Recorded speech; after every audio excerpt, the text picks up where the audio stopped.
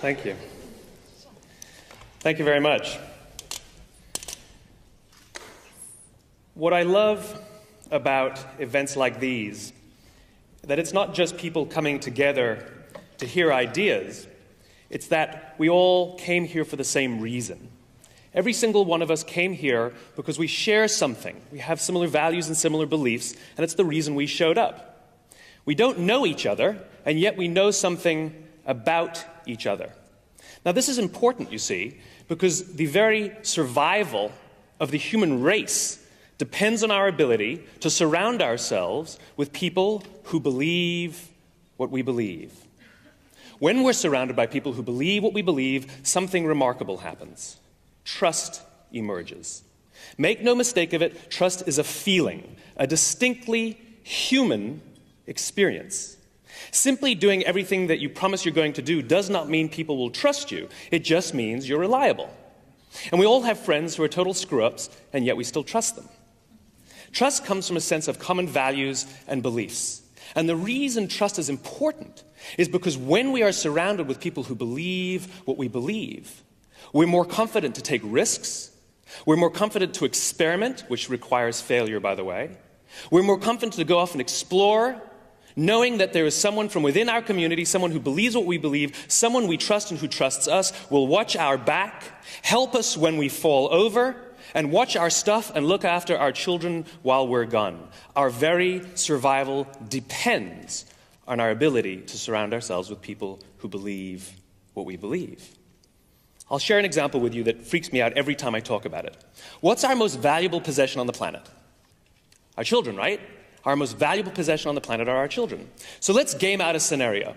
Let's imagine we want to go on a date. So we require a babysitter. We have two options. Option number one, there's a 16-year-old from just down the street from within the community with barely, if any, babysitting experience. There's a 32-year-old who just moved into the neighborhood, we don't know from where, but she's got 10 years of babysitting experience. Who do we choose? The 16-year-old. Think about that for a second. We'd rather trust our children, our most valuable possession on the planet, with somebody from within our community with no experience, over somebody with vast amounts of experience, but we have no idea where they're from or what they believe. Then why do we do it differently at work? Why are we so preoccupied with someone's resume and where they've worked and what they've done for our competition, and yet we never think to consider what they believe, where they're from? How can we trust them? How can they trust us? The problem with most organizations, believe it or not, whether it's a community or a culture, what's a community, what's a culture? It's a group of people with a common set of values and beliefs, right? What's a nation? It's a group of people with a common set of values and beliefs. And the single biggest challenge that any culture or any organization will ever face is its own success. When an organization is founded, all organizations are founded on the same basic principles. There's some sort of measurement. It's often money, but it can be anything. And then there's time. And when an organization is founded, what they do and why they do it are inextricably linked. There are usually some founder or some small group of founders that are able to put their vision into words, and their passion inspires others to come and join them in pursuit of something greater than all of themselves. And they trust their guts, and off they go, and it's an amazing experience. The problem is, as they grow, as what they do becomes more successful, they can no longer rely on themselves. They have to now hire somebody who hires somebody who hires somebody who hires somebody who hires somebody who has to make a decision. Based on what? And what they do starts to grow, that metric. The problem is, why they do it starts to go fuzzy. And this is the biggest single challenge any organization will face. It's this thing right here, the thing that I call the split. Symptoms of the split inside an organization are when stress goes up and passion goes down. Symptoms of a split are things like when the old-timers, the people who were there from the founding, from the beginning, start saying things like, it's not like it used to be. It doesn't feel the same anymore. They can't quite put it into words, but they know it's not the same. Even though the organization might be more successful than it ever was in the past, it's just not the same. Other symptoms are when the organization starts focusing more on what the competition is doing and worrying less about what they are doing. When they start asking outsiders, who should we be? How should we talk to you? At the beginning, they never asked anybody. They ran on their own passion and their own energy. This is what happened in such organizations like Apple. In 1985, Steve Jobs left Apple, and the company went like this, and Steve Jobs came back. And Howard Schultz left Starbucks, and Howard Schultz had to come back. And Michael Dell left Dell, and Dell had to come back. Now, whether they're clear on their own whys now or not is yet to be seen. But the point is that these founders, these visionary guys, physically embody the reason, the cause around which people showed up in the first place, and it reminds them why they come to work. Now, my fear is that one of my favorite organizations, an organization that I love, may be going through a split. United States of America, maybe you've heard of it. It's important to study America because, like a lot of things that happen in America, everything there is exaggerated. So we can learn a lot from them and hopefully learn things that we can apply to ourselves. Something started to happen in 1947 that embodies this idea here. My grandparents' generation was called the greatest generation. That's what we call them, the greatest generation. Because here was a generation that went off to war to fight this great evil, and everybody was united and unified in some sense of common cause and purpose and belief, and trust was at an all-time high. Even those who didn't go off to war, they were back and they were buying war bonds, and everybody was one. And there are stories of young men who would commit suicide. They'd shoot themselves when they didn't get called to action. We call them the greatest generation. What do I get? I'm Gen X. The unknown variable. They get the greatest generation, I get X. My parents are called the boomers. Why? Because their parents were doing it when they came back from war. They get the greatest generation. This sense of purpose, this sense of cause, this sense of why. But then they came back from war, and most of them had grown up during the Depression, and they wanted to now experience life a little bit. They wanted to buy some stuff and sort of, care about themselves a little more. They'd been giving so much their entire lives. And so the 1950s came. And the 1950s were defined by responsibility, going out there and giving the same kind of loyalty to your company as you gave to your country or to the cause. And we know what the 50s were like. Everybody gave and you devoted your life to the company. The problem is, as we started to become more affluent and the wealth of the country started to grow, that sense of purpose and that sense of cause and that sense of fulfillment and that sense of trust and that sense of happiness didn't grow with it. And this is bad, this is confusing. And so the 1960s, we responded to it. And we thought, well, this responsibility thing didn't work, so let's try irresponsibility. And the hippie movement was born, right? And the reason the whole hippie movement could exist in the first place is because the country was wealthier, so we could afford for people to drop off the grid, and our parents were wealthier, they were more affluent, so they could pay for us to do it. But we didn't get that sense of fulfillment. And so the pendulum swung again. And then we had the 1970s, the me generation, defined about looking out for your own happiness. And everybody had to have a guru, and it started to become very, very selfish. But that didn't really work either. And again, the whole time we're becoming more affluent, and yet that sense of fulfillment and happiness and trust is not growing with it. And then the 1980s, still that sense of me, but now business was cool again. And in the 1980s, we started to see something that had never been seen before. In the 1980s, we started to see companies using people to balance the books. This had never happened before, where they would use layoffs to make the numbers work. People to make numbers work. And then the 1990s came about, and .com, about the most selfish behavior you could find. Everyone wanted to get rich regardless of anything else. And again, the split continues. The only thing that happens, the only thing that really grows in organizations or societies that go through a split is that the distrust increases. We become distrustful of each other inside our own organizations. We become distrustful of management. We become distrustful of our politicians. And now we find ourselves here today, wondering what's going to do next. How are we going to find the sense of fulfillment? Technology is no help. Andy Grove, the founder of Intel, said that the only thing that the microprocessor ever did was make things go faster. And he's right. And it's making this go faster as well.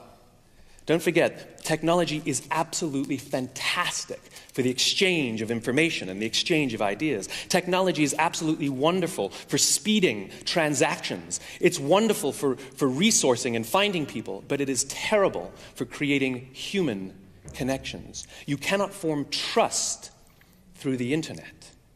There's something called a mirror neuron, which they've recently discovered.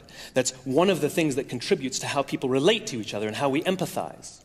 It's the feeling you get. It's the same part of the brain that lights up. They did these pictures where they did MRIs. They gave people a picture of someone smiling. And then in our own brains, when we see someone smiling, the same part of the brain lights up when we smile. It's what creates empathy. And it's necessary to create trust. Again, this very human bond. This is the reason why the video conference will never replace the business trip. You can't get a good gut feeling over a video conference. And I'm a big fan of the blogosphere. The bloggers think that the internet is the end-all, be-all of the world. Then explain to me why once a year, 20,000 bloggers descend on Las Vegas for a huge, big convention. Why didn't they just do it online? It's because nothing replaces human contact.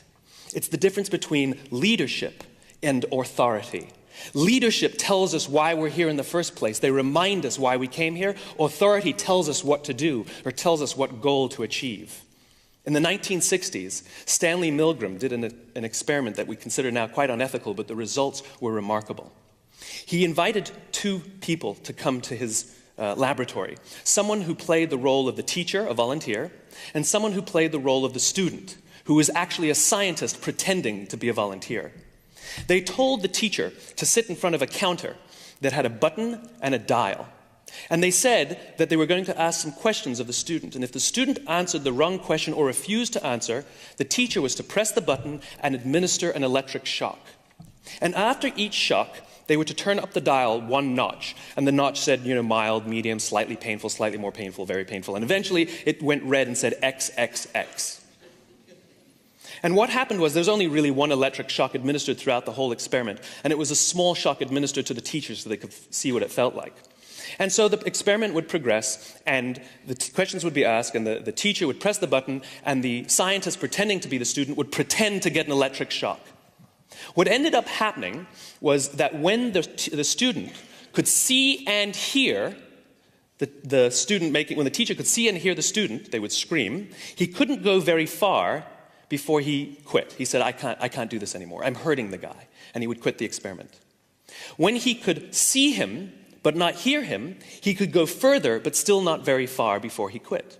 And the authority figure would stand over him every time he would say, but I'm hurting the guy. The authority figure would say, it's imperative that the experiment goes on. And they would say over and over and over in their heads, the experiment must go on. They'd say it out loud, the experiment must go on. And it was like Nazi Germany when people said, I'm just following orders. I'm just following orders. They had this mantra to justify their behavior of hurting somebody. And then when they could hear them but not see them, they could go further still, but they still couldn't go all the way. But when they could neither see nor hear the impact of their decisions, 65% of the teachers were able to kill the guy. The reason the experiment is unethical is because 65% of these people that came to help, thinking that they were good people, went home at the end of the day with the knowledge that they could kill someone. Now, what's our mantra of this day and age, I wonder? Is it shareholder value, shareholder value, shareholder value? What is our mantra that we're using to justify the decisions we're making of people that we cannot see and that we cannot hear, and we don't know the impact of the decisions we're making? And you know what the people who had killed the guy, what their biggest concern was? Is anything going to happen to me? Am I going to get into trouble? There was no concern for the person they just potentially killed. Now think about how we do business today. We largely do business on screens. There was a time that if you wanted to know what your employees thought about you, you walked out on the factory floor and you asked them. Customer service meant actually talking to the people who came into your shop. Now customer service means getting a reply to your email within 24 hours. I actually saw a bank advertising that you could talk to a person. I fly on an airline and I have miles up the wazoo on this one airline, and you know what they offered me when I reached the highest status possible? They offered me a phone number that I could talk to a person. Since when is a person a luxury? Our very survival depends on our ability to interact with human beings, and as growth and scale and size come into play, all of a sudden, the humanity of things starts to go away. There is a time when a desktop meant something horizontal. Now it means something vertical. And a folder is a picture of something that we used to use. These are fun ideas, fun examples of how technology has co-opted some of our vocabulary. The problem is it's co-opted some other ideas too. A friend is not somebody you check their status. Your network is not on LinkedIn. A conversation doesn't happen on a blog, and you can't have a discussion on Twitter. These are human experiences, and we need them. We need to learn about each other's values and beliefs, and we can't simply do it through the internet. These mirror neurons don't light up when we're sending texts or receiving IM messengers. What I imagine is a day in which we start to have more human interaction, something that requires this thing, a handshake. A handshake. Imagine that you want to do business with somebody, and they're standing there with you, and they agree to all the terms that you offer. 100% they agree. And you say, great, let's shake on it. And they say, no, I agree to all the terms you laid out. We can just do business. And you go, good, if we agree, then let's shake on it. And they say, no, I agree to all the terms. Let's just do business. If they refuse to shake your hand, even though rationally speaking they've agreed to everything you want, if they refuse to shake your hand, the odds are you won't do business with them, and if you do, you'll feel very nervous about it. This is what trust is. Trust is human. It's about human interaction. It's about real conversations. What we need is more handshake conversations. What we need is more handshake discussion, more handshake debate, more handshake friends, more handshake leadership. If we don't, then we continue to go through this, and we will not find our own sense of fulfillment and happiness and inspiration. It requires being amongst people who believe what we believe. Thank you very much. Thank you very much. Thank you.